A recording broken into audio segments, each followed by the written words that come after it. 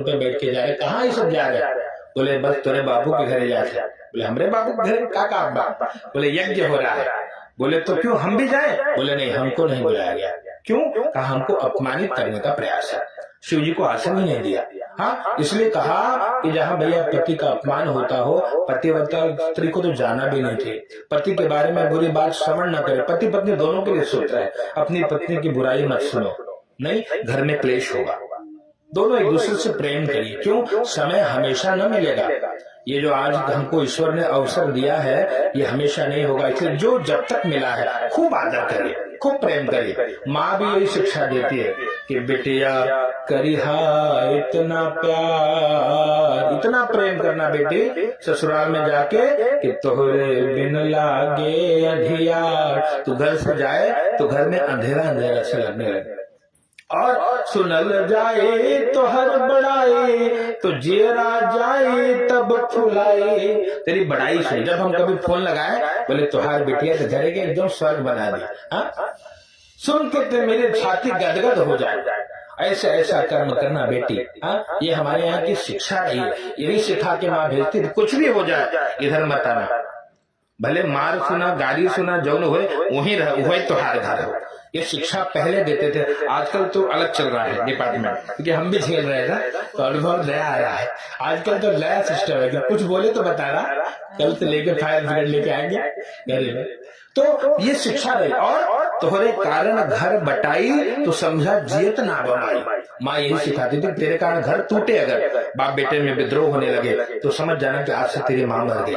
तो ये शिक्षा देकर हमारे बेटियों को भेजा गया है। इसलिए बेटियों ने हमेशा परिवार को जोड़ने का प्रयास किया, सदैव। उसके लिए उसने हमेशा अपमान सहे, बहुत कष्ट सहे। इसलिए घर में स्त्री आदरणीय है, इसलिए घर की स्त्री पूजनीय है। अगर कहा जिस पुरुष के होने पर भी उसकी स्त्री दुखी है ना, तो उस पुरुष का जीवन जीना धिक्कार है।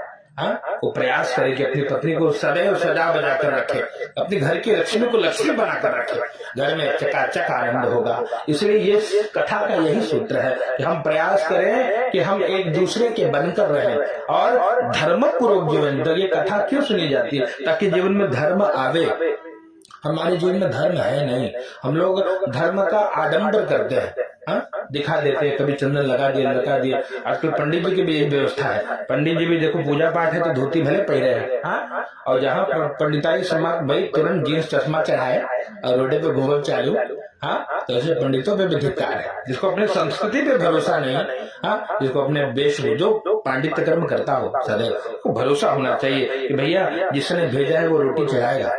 और ये सत्य है, ये अनुभव का विषय है। पंछी करे न चाकरी, अजगर करे न काम। और कोई पढ़ाई लिखाई नहीं करती, कोई डिग्री नहीं, लेकिन फिर भी दास मलुका कह गए सबके दाता राम। राम ने सबको दिया है, वो रोटी देंगे, वो व्यवस्था देंगे, सबका भाग्य अलग अलग है। इसलिए दूसरों को देख करके मन में कुछ भाव न क्यों, उनका ऐसा हमारे ऐसा क्यों। आपका पिछला कर्म जो था उसके अनुरूप आपको मिल रहा है, और उसने जैसा किया उसको मिल रहा है। आपका हमारा कर्म है। अच्छा, पुराना खराब था इसलिए ये दुख है ना, तो अब क्या करें? अब तो अच्छा करो। अब भी बैठ के हम शिकायत कर रहे हैं, तो और पाप एकत्रित कर रहे हैं। अगर हम बैठकर किसी की निंदा करते हैं उसका पाप हमारे सर पे चढ़ाता है, जिसकी हम निंदा कर रहे हैं, और पाप भो रहे हो। अगला क्या होगा? अगला तो भिखमंगे बने पड़े थे। इसलिए कहा नहीं दरिद्र समपातक पुंजा, ये सबसे बड़ा पाप होगा। तब जीवन में दरिद्रता जब आ जाएगी ना, दरिद्रता अगर आ गई, दरिद्रता क्या है?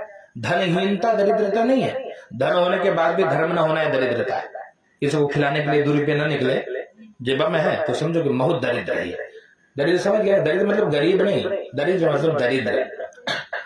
जो धर्म न कर पाए, जो दान न कर पाए, जो सेवा कर पाए, जो किसी को अपनी कमाई और संपत्ति से किसी को खिला न पाए, जिसका धन दूसरों के काम न आया, वो दरिद्र है। और ये महापाप है। क्यों? आपकी कमाई पूरी संपत्ति पर सबका अंश है भैया, पत्नी का, माता पिता का, बच्चों का, परिवार का, समाज का। इसलिए अपने धन से सत्कर्म करिए, सबका सहयोग करिए। इससे क्या होगा? धन की शुद्धि होगी। जैसे गवर्नमेंट को टैक्स पे करते हैं ना, तब तक धन हमारा शुद्ध होता है, उसको बोलते हैं व्हाइट मनी। और जैसे अगर ज्यादा रखे तो ब्लैक मनी होगा, तो तुरंत रेड मारेगा और सब इकट्ठे लेके चला जाएगा। ऐसे जीवन में दरिद्रता आती है। इसलिए जब तक ठाकुर जी हमको आपको संपत्ति दे रहे हैं, कुछ बहाने से निकालने का प्रयास करिए, धन को शुद्ध करिए, वो बहुत काम आएगा जीवन में। और इस प्रकार से भगवत कथा की इतनी महिमा है। कहा पहले अध्याय में श्री ठाकुर जी की कृपा से और ऋषि कितने 88,000 ऋषि ने विचार करते हैं कि जब घोर कलयुग आएगा, इस कलिकाल में सब लोग दुखी होंगे। कैसे सुख मिले? कहा जीवन में धर्म आ जाए तो सुख आ जाए। धर्म से सुख मिलता है भैया, भले छोटी कोठी में रहे, भले रोड पे सोए, लेकिन सुखी रहेंगे। हाँ, ये सुख की परिभाषा ही अलग है। और अधर्म है तो बड़े कोठी में भी काहे ना बैठो, 10 महले के घर में 2 लोग रहे तो भी युद्ध होगा। और ये सत्य, अधर्म के कारण, अधर्म का फल पाप है। जैसे धर्म आएगा, कहा सत्यनारायण भगवान की कृपा से, उनकी सेवा आराधना कथा पूजा अर्चना से। कहा कैसे करें? कहा नारद जी ने जैसे बताया वैसे करिए। नारद जी अनेक लोक में भ्रमण करके मृत्यु लोक में सबको दुखी देखा, भगवान के चरणों में गए, विनती करी प्रभु उपाय बताइए कैसे दुख दूर होगा। कहा सत्यनारायण व्रत को करना पड़ेगा। एक छोटा उपाय, बड़े उपाय बहुत हैं। हाँ, महामृत्युंजय अनुष्ठान करिए, नवचंडी याद करिए, भागवत जी की कथा करिए, राम जी की कथा करिए, बड़ा बड़ा है, लेकिन छोटा सत्यनारायण व्रत कथा। नारद जी के 4 प्रश्न, किम फलम किम